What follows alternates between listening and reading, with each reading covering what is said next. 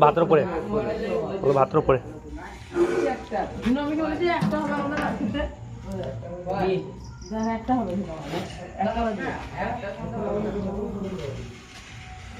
বক্সটা কে বাজাইছে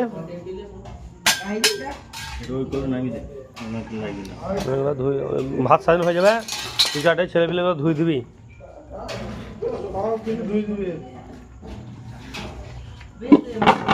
এটা এই দুটো গামলা আছে আমাদের দুটো গামলা একটা গামলা পালিয়ে গেলেই হবে কারণ ভাত তুলতে হবে